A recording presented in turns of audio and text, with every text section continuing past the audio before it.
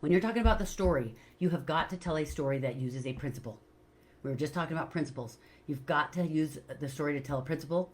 So a lot of people think a story is just a bunch of information about something that happened, something that you know. So you just tell a story.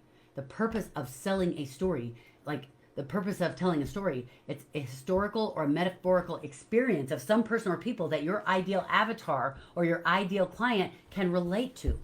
So it's got to be something they can relate to. If all I ever talk about is all of my successes, and I never talk about the things that I didn't succeed at, then you're not gonna be able to relate to me. Or if I'm talking about how I can help you be successful, but I never talk about things that you are interested in that you need so that you can be successful, then you're not gonna that none of the stories I tell are gonna make any difference. So if I'm telling a story to a lawyer, I want to tell them a story about law, or I want to tell them a story about a lawyer, right? When I'm telling you a story about someone, I have to tell you a story about somebody that you can relate to. Because if you can't see yourself in the main character of the story, I'm telling the story I'm telling you in a sales conversation is a waste of time. It's a waste of your time. It's a waste of my sales opportunity. So I've got to make sure that if I'm telling you a story, the story has to have something to do with getting you to see that you need to buy something that I'm selling. So when you are writing your book and when you are creating your course, there's no way you could teach them everything you know in one book or one course. So what you're going to do is you're going to make sure that you it feels like you're staying on topic, and you are staying on topic, but every story you tell is helping them learn the thing they need to learn, but also helping them realize that they're going to need the next step too. It's going to sell them the fact that they need your next thing. That's what you're going to do. And if you don't know how to do that, your sales are going to be flat, or they're going to be small, or they're going to be, even if, whether you have a low profit or high profit, the more things you sell, the better. So you're probably wondering, so what does all this mean? I'm going to show you. I'm going to demonstrate all this. So I'm just going to use a bunch of words. I'm going to show you how this works. You've got to be able to relate it to emotion. I talked to you about that yesterday, I think. Was it yesterday? Where we talked about you've got to create an emotion in the person, because you get their attention, and it leads you get their curiosity. It leads to like what was it we were talking about? We were talking about how when you take the lead, you lead them to like the idea or the aha or the commitment. Now the commitment leads to an emotion, or the emotion leads to a commitment, and the commitment leads to action. So emotionally, they can justify it. They've got to be able to justify it logically, just like we talked about with the Tesla. So tell me if I'm making sense. Wave at me if I'm making sense. We got to make sure that you guys understand this concept. And once they relate to emotionally, like once I talked about the Tesla, once somebody, they have the emotion, I want to buy the Tesla because it looks really cool. Hello, the car that I saw, the McLaren I saw.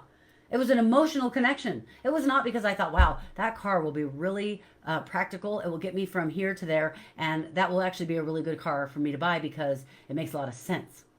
That car doesn't make a whole lot of sense, but it sure was exciting. And I've worked really hard, and we like to contribute a lot. We have a 501c3 where we do charitable stuff. There are a lot of things we do, and we have a percentage of stuff that we do that's fun for us. And if I want to save up for that car, no matter how impractical that is, that's something that I now want to do because I saw that car and I fell in love with it. Listen to that. Love is an emotion.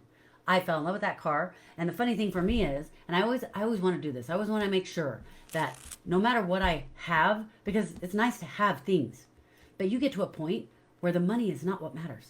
The money is exciting, and it's more like a sport. For me, it's a sport. The next thing I'm trying to achieve, I'm like, okay, we're gonna see if we can make this amount of money in this amount of time, because it's exciting. It's like a sport for me.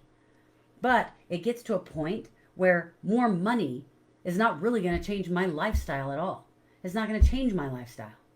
I have a lifestyle. I can go anywhere in the world I want anytime, well, except for COVID. But I can go anywhere I want. I can visit my kids anytime I want. I can pretty much buy what I want.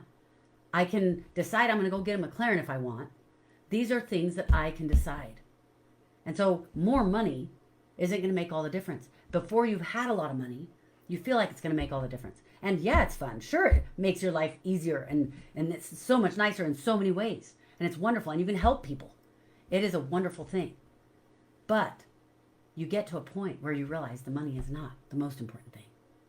And you might already realize that. I already knew money wasn't the most important thing.